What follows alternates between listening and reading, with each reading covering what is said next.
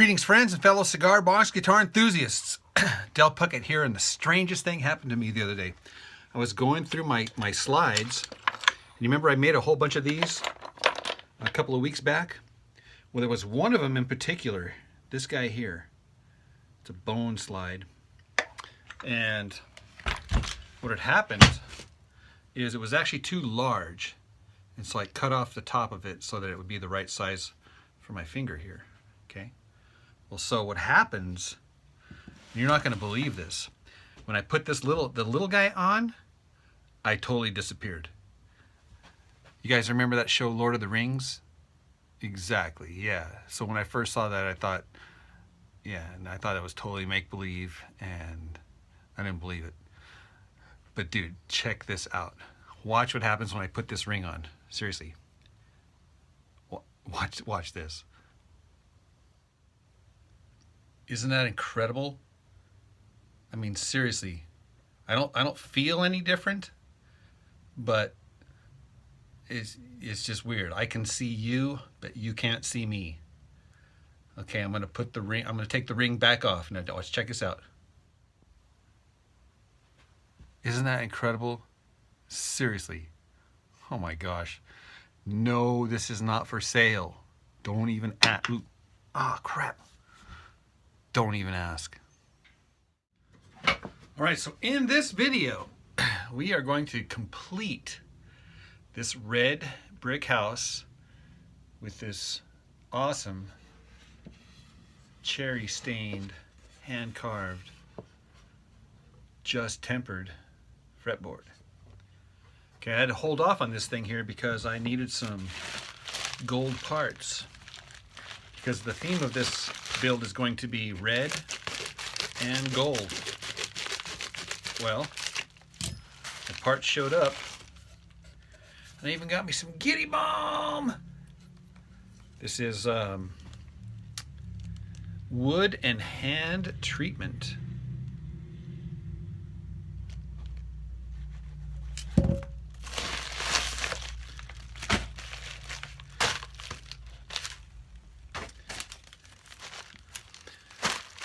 All right, bags within bags. Make sure I'm not cutting anything. All right, we got gold switches. And we got gold pickups. Gold volume controls. Gold grommets. Dang, look at that. Ask and you shall receive. Wow, I had no idea. And what else? Oh my gosh, there's all sorts of them.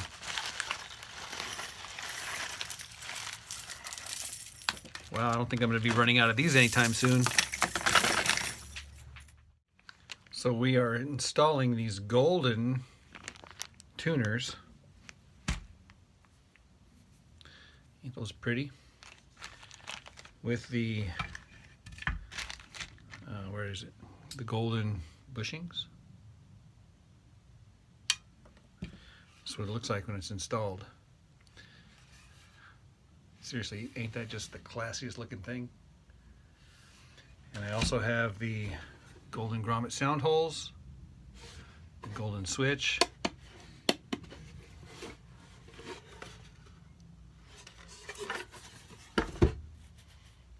oh, and the golden volume control.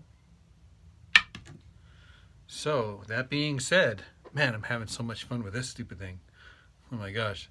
Seriously, dude, you can sneak up on people and they don't even know you're there. You just got to be quiet, right? So, all right. Want to see it again? Oh, I'll show you again. Here, check this out. Ta-da! Dude, I'm telling you, man, this is crazy. Oh my gosh. All right. Man, I'm telling you what, man, I can get myself in trouble with this. I better destroy this stupid thing. So now I'm getting ready to screw the neck into the blocks. And the blocks have been glued in place. and they've long since been dried, but you can see there's actually holes here and here through the blocks. So I typically drill the holes first before I screw the blocks in. You don't have to do that. You can actually drill the holes after the fact. But in this case here, there's no holes in the back. You can see that the holes have not been drilled all the way through, only through here. So what I do is I get a long, super long drill, and then just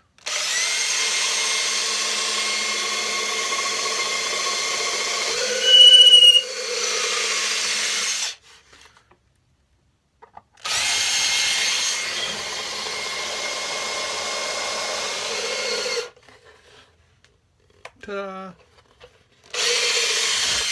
So now I can get the appropriate length screw, and I can screw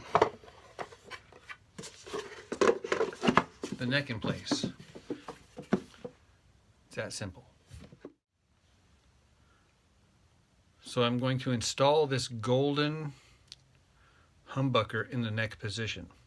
So what I did is I deinstalled, took it all apart, and I took this mounting ring and I opened up the inside of the box and I put the mounting ring up against this sidewall right here.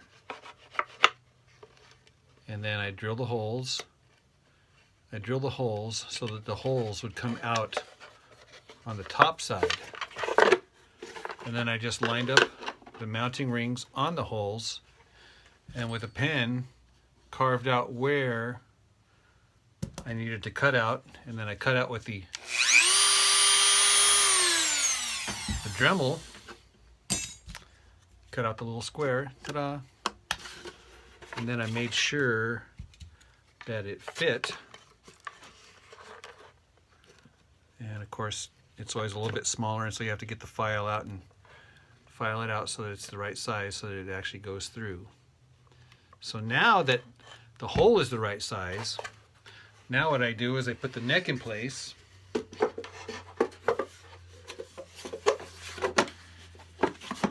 where it's going to be. And now what I do is I get a pencil, and I've shown you this before, and I just mark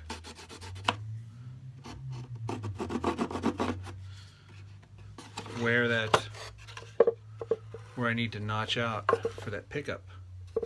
Pretty straightforward. A couple of things to note here is that I get a straight edge, and I put the straight edge on the frets, and then I make sure that the action or the height above the pickup is right, and that's how I determine how deep I need to go here. And then the other thing too is that I give myself about a blade thickness on either side, just for good measure. So there's a blade, if I put it in the middle, there's about a blade thickness on either side. And I do that just to give myself some breathing room. A couple of things I do on all my builds is you'll notice here's a little trough. This is a shelf, and here's a little trough from here to where the piezo is going to be embedded. And I just carve that out with the lovely Shinto. Just carve it out. It takes about 5-10 minutes, whatever. And it's only about the thickness of maybe the 1/8 of an inch or so. And that is so that the top of the cigar box can freely vibrate. People ask if this is important. I will say this. Early on when I was building cigar box guitars, I had a gentleman bring his guitar back because it had kind of an annoying buzz or vibration or whatever that he was describing it. And so I said, yeah, bring it back, I'll take a look at it. So we were playing it, and sure enough, man, it was like, you know, kind of rattling, kind of buzzing. And I wasn't sure what was going on, and so I took it apart, and so sure enough, there was no trench. So I got to thinking, I'm like, well, maybe I just forgot about it or whatever. And so I did carve a little trench right here, and I put it all back together, and it sounded awesome. And he was so happy. And I was just like, all like, noted. And so ever since then, this has been standard in all my builds. Of course, I'm going to fill this with hot glue and put the piezo in a piece of paper. And so it's going to lift it up just a little bit. And so it's going to give clearance between the pickup. This will be the shelf just for support. And then, of course, the cigar box guitar will be at the top of the box will be able to vibrate freely without any rattle. And, of course, the saddle will be positioned right over the piezo for optimum sound transfer right here. Found the right size screw. This is about a 3-inch screw. And it's long enough to go through the block and into this wood here. One of the problems I'm having, though, and I'll show you here in just a second here. Small, tiny problem.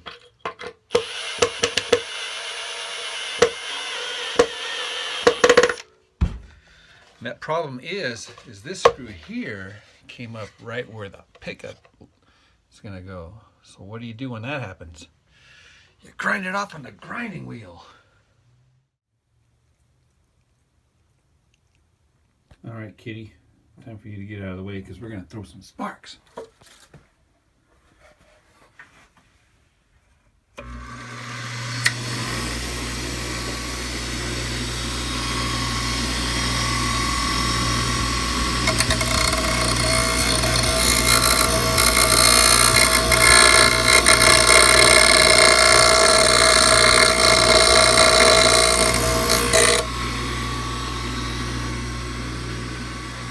She doesn't even care.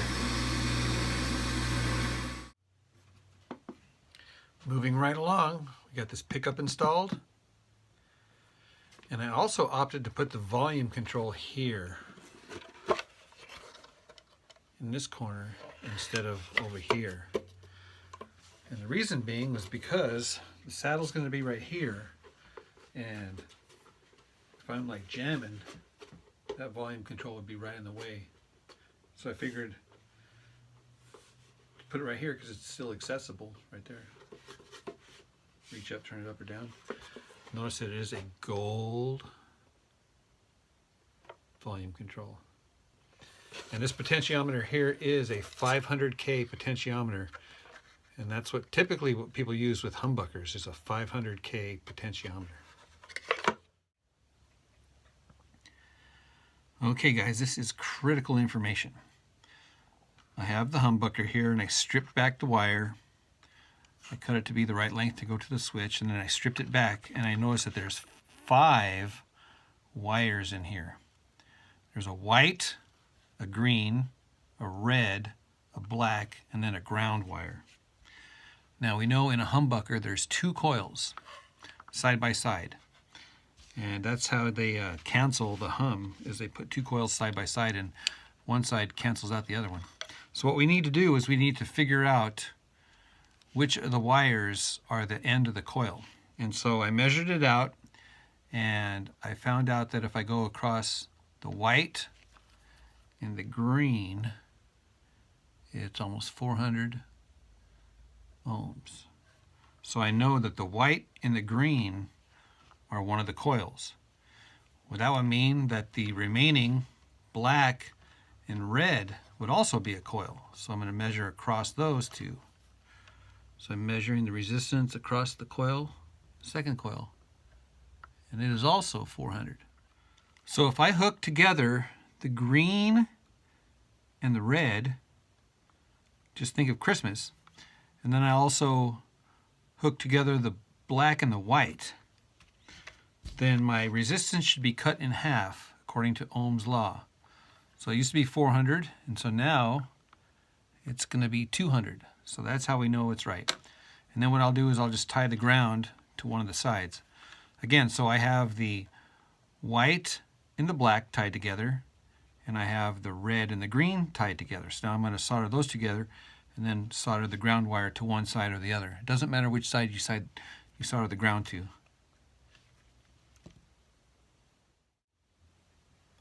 Before we get too far ahead of ourselves, I do have the golden pop rivets here. And on the back side is where I'm going to do the grounding. So I want to make sure I'm going to go in right underneath here at an angle and come out on the inside. So that's going to be the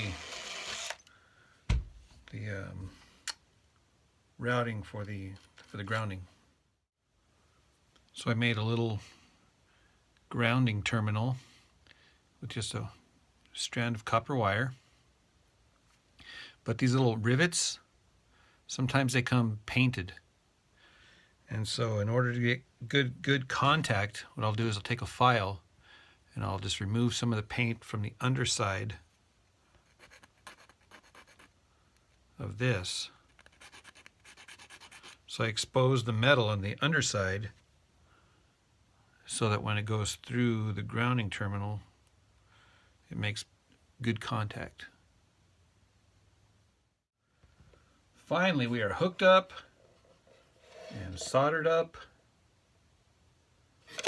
Next, we are going to button her up, then string it up, set it up, tune it up, and tear it up.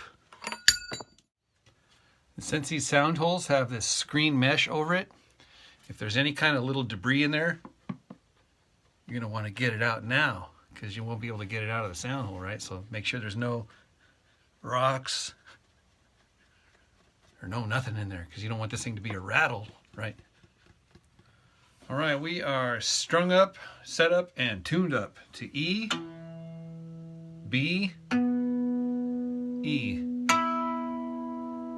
And all the harmonics all the way up and down the neck have been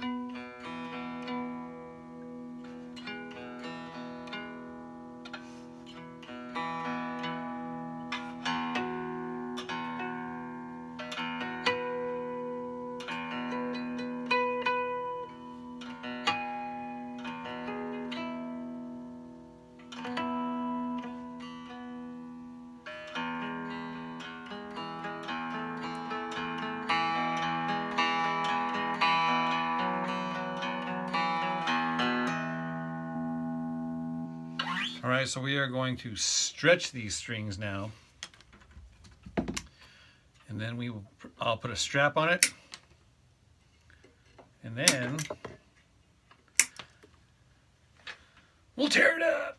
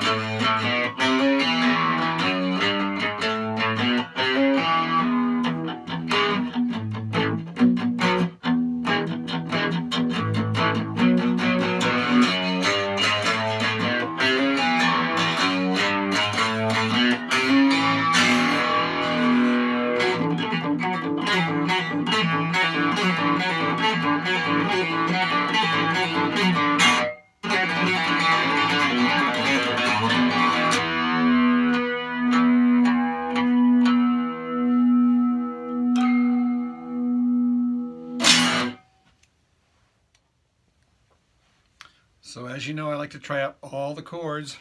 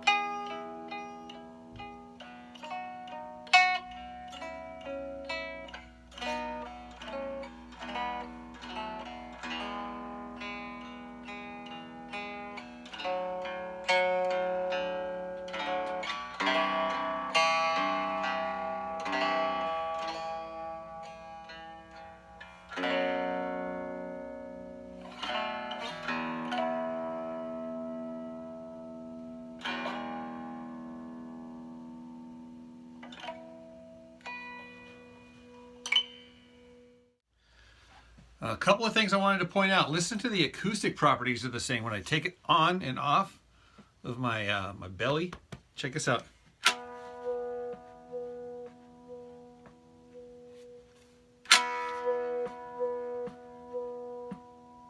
Isn't that crazy? I also wanted to point out here that I color matched the color of the stain, that cherry red to match the wood of the neck. So everything's all matchy-matchy. Oh yeah, and then this screw here for the golden strap button. Look how it's strategically right in the middle of those strings so as to not interfere, because those strings actually go all the way through, and you can see the ground there. All right, so this is unplugged. I want you to hear it unplugged.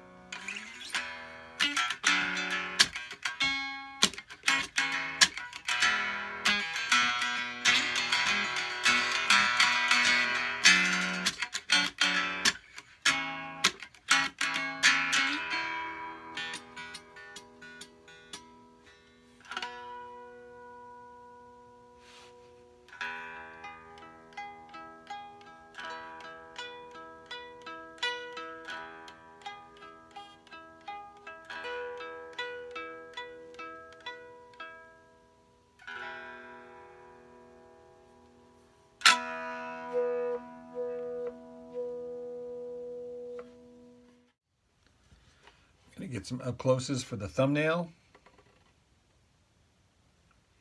And then last but not least, I've been giving it a lot of thought as to what to do with this thing. Because seriously, man, this thing is just gonna get me into trouble. Anyhow, so I got an idea. I think I know what I'm gonna do with it. I think I'm going to send this to Shane Spiel. Why? Because he is the Lord of the Slide.